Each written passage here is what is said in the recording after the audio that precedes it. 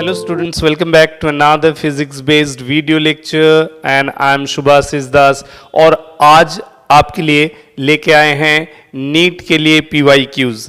तो हम लोग इस वीडियो में डिस्कस करेंगे, इस लेक्चर में डिस्कस करेंगे ऑलरेडी नीट या एम्स में पूछा गया ऐसा कुछ क्वेश्चन। तो चलिए शुरू करते हैं। तो सबसे पहला क्वेश्चन जो डिस्कस करेंगे वो एक वेक्टर से है, बहुत कॉमन क्वेश्चन है और आप इसको एक प्रीवियस क्वेश्चंस पेपर्स या असाइनमेंट्स में भी हो सकता है किए हैं। क्वेश्चन इस तरह का है कि अगर दो वेक्टर का एडिशन a प्लस बी, उसका mod a becomes equal to the subtraction between the same two vector का मॉड वाइज अगर एडिशन ऑफ टू वेक्टर्स और उन्हीं दोनों वेक्टर्स के बीच में सब्सट्रैक्शन अगर इक्वल होता है तो what is the angle between this two vectors. तो सबसे पहले हम क्या जानते हैं कि अगर एक वेक्टर a ये है, दूसरा वेक्टर मान लो b उसके साथ कोई इनिशियल है, दोनों के बीच में थीटा है, तो हम लोग जो parallelogram law of vector addition है उसके अकॉर्डिंग जानते हैं कि इन दोनों का जो रिजल्टेंट है वो ये होगा, this will be the resultant addition of A and B. उसी तरह वही दो वेक्टर का अगर सब्सट्रैक्शन हमको पता करना है तो व्हाट आई कैन डू, हम b को ऑपोजिट डायरेक्शन में लेके इसको माइनस b शो कर सकते हैं और तब ये एंगल 180 माइनस थीटा, ये एंगल जो है इन दोनों के बीच में 180 डिग्री माइनस थीटा काउंट होगा और तब ये हो जाएगा वो करस्पॉन्डिंग पैरेललोग्राम जिसका जो डायगोनल है वो वेक्टर a माइनस बी को रिप्रेजेंट करेगा, ठीक है ना। तो अल्टीमेटली दोनों a plus B as well as a minus B दोनों को हम लोग जो निकाल सकते हैं वो ये है कि a square plus B square plus 2ab cos theta, ये magnitude of the resultant vector है ना, 2ab कॉस थीटा, ठीक है। और जबकि सब्सट्रैक्शन के लिए हम लोग यूज करेंगे under root of a square plus B square, addition format में ही डालें तो it is 2ab into cos 180 minus theta, ठीक है ना, कि सप्लीमेंट्री एंगल उन दोनों के बीच में है। जब हम a और b का सब्सट्रैक्शन ले रहे हैं यूजिंग माइनस b, देखो मॉड ऑफ माइनस b जो है, mod of minus b is equal to mod of vector b, इसीलिए जब हम लोग सब्सट्रैक्शन यूज कर रहे हैं तब उसको दूसरे लैंग्वेज में क्या कह सकते हैं, I can say it is addition between a and minus b। तो उस हिसाब से अगर मैं यूज करूं कि ये जो गिवन रिलेशन है तो ध्यान से देखो cos 180 माइनस थीटा, इसको क्या कर सकते हैं माइनस cos थीटा लिख सकते हैं। तो ये जो कॉमन पार्ट है a square plus B square, इसके बाद अगर दोनों तरफ मैं स्क्वायरिंग करूंगा है ना, तो स्क्वायरिंग करूंगा तो रूट हट जाएगा, तो फिर a square plus B square common है तो वो कट जाएगा, तो जो रहेगा वो है 2ab cos theta that is equal to minus 2ab cos theta, है ना। ये देखो cos 180 माइनस थीटा को माइनस cos थीटा लिख सकते हैं, तो RHS में यही मिलेगा, यहाँ b छूट गया a 2ab, तो अल्टीमेटली ये हो जाएगा 4ab cos थीटा। जबकि हम जानते हैं कि a और b जो है यहाँ a एंड b दोनों है ना, ये दोनों नॉन जीरो है, a is non zero, b भी नॉन जीरो है, मैग्नीट्यूड ऑफ वेक्टर b, ठीक है। तो इसका मतलब सिर्फ जीरो कौन बन सकता है, cos थीटा। तो cos थीटा अगर जीरो बना तो इसका मतलब एंगल थीटा कितना हो गया 90 डिग्री। तो 90 degree must be the angle between two vectors whenever there addition as well as there subtraction both are equal in magnitude, ठीक है। तो यानी कि एक्चुअल डायग्राम कुछ ऐसा होगा कि ये अगर a और ये b है, इन दोनों के बीच में 90 डिग्री का एंगल है, ठीक है, तब जो a प्लस बी का मैग्नीट्यूड है और वही जब हम a माइनस बी देखेंगे तब इसका मैग्नीट्यूड, ये दोनों वेक्टर है ना, ये और ये इक्वल होगा, तो तब theta 90 degree is the angle between them, ठीक है। Well let's move to the second question. Second question हम लोग डिस्कस करते हैं, जहां एक और इंटरेस्टिंग क्वेश्चन है, जहां दिया है कि दो वेक्टर का cross product a cross b का जो मॉड है that is equal to √3 times the dot product of the same two vector. A और बी मान लो दो वेक्टर है जिसका क्रॉस प्रोडक्ट का मैग्नीट्यूड, हम जानते हैं कि दो वेक्टर को क्रॉस प्रोडक्ट से अगर हम लोग मल्टीप्लाई करते हैं तो वो एक वेक्टर क्वांटिटी के बारे में ही बताता है। तो A cross B is definitely gives us a vector quantity, whereas A dot B, vector A dot vector B, वो एक स्केलर क्वांटिटी को रिप्रेजेंट करता है। तो यहाँ mod of A cross B दे देने का मतलब है magnitude of A cross B is equal to √3 times the dot product of A B.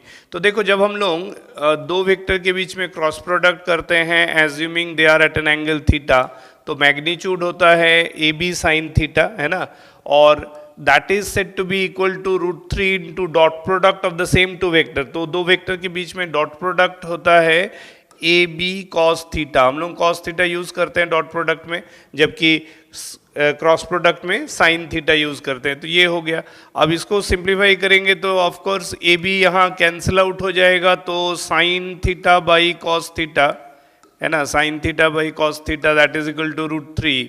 तो हम जानते हैं कि साइन बाई कॉस tan होता है, तो tan theta is equal to √3, यानी कि थीटा का वैल्यू 60 डिग्री हो गया। So angle between two vectors which are following this relation, उसका कितना एंगल हो जाएगा, 60 degree. So this is the answer of the second question. चलो अब थर्ड क्वेश्चन में बात करते हैं। थर्ड क्वेश्चन ऐसा है कि ये एक XY प्लेन है, XY प्लेन में एक पार्टिकल स्ट्रेट लाइन में मूव कर रहा है स्टार्टिंग फ्रॉम 0 0, ठीक है, 0 0 से एक पार्टिकल स्ट्रेट लाइन में मूव करने लगा और उसका फाइनल पोजीशन दिया है √3,3। तो √3,3 मान लो यहाँ एक पॉइंट होगा √3,3, यानी x कोऑर्डिनेट √3 y3, और दिया है कि एक स्ट्रेट लाइन में मूव कर रहा है। पार्टिकल कहाँ से स्टार्ट किया है, ओरिजिन 0 0 से, और स्ट्रेट लाइन में मूव करके कहाँ पहुंच रहा है, दिस गिवन पॉइंट √3,3। तो ऑब्वियस है कि कितना एंगल, इसका जो पाथ है वो कितना एंगल पर है। तो straight way I can join this √3,3 with 0 0, तो ये हो जाएगा वो एंगल थीटा, है ना।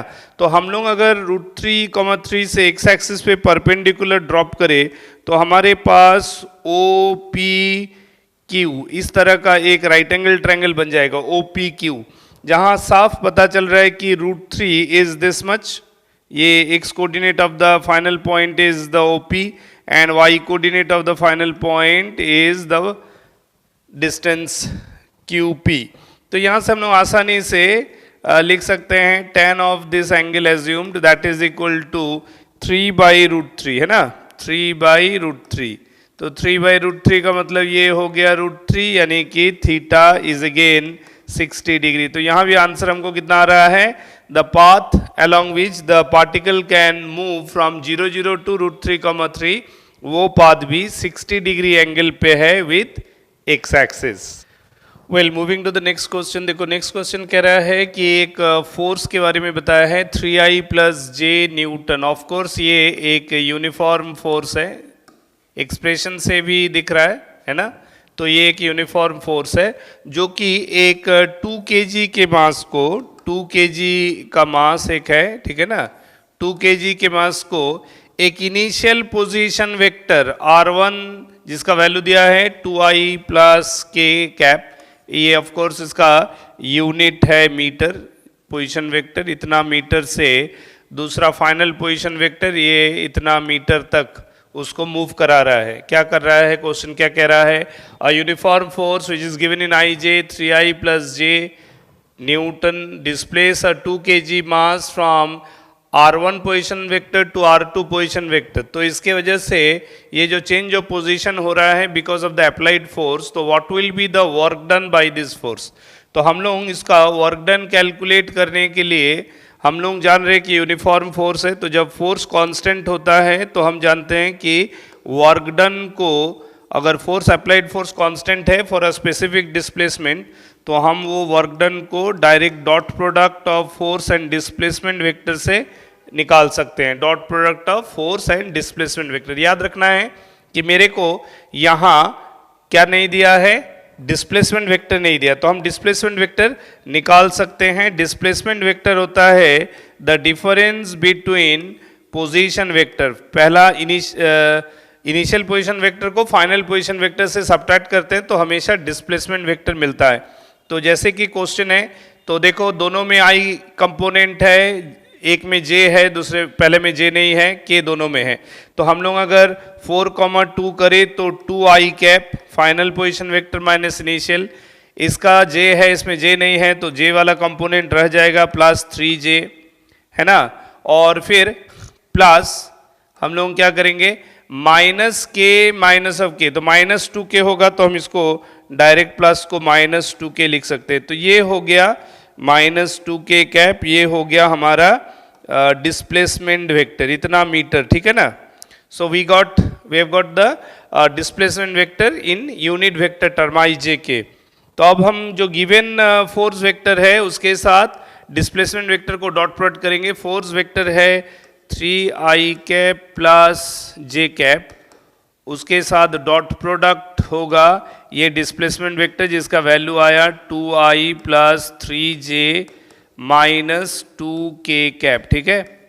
तो हम जानते हैं कि dot product of similar unit vector i dot i1 j dot j1 k dot k1, dissimilar vector का डॉट प्रोडक्ट 0 होता है, इसीलिए हम लोग सिर्फ सिमिलर वेक्टर का डॉट प्रोडक्ट करेंगे। तो 3i into 2i, 3 into 2 6, 1j into 3j that is 3, और इसमें k नहीं है यानी कि 0 मान सकते हैं फर्स्ट पार्ट में, फोर्स के पार्ट में अलोंग द जेड एक्सिस, है ना, कोई कंपोनेंट वैल्यू नहीं है, मैग्नीट्यूड नहीं है, तो एज्यूम कर सकते हैं कि वो 0 उसका मैग्नीट्यूड है। तो 0 इंटू 2 करेंगे 0 आ जाएगा, यानी कि ये हो गया 9 यूनिट, ठीक है।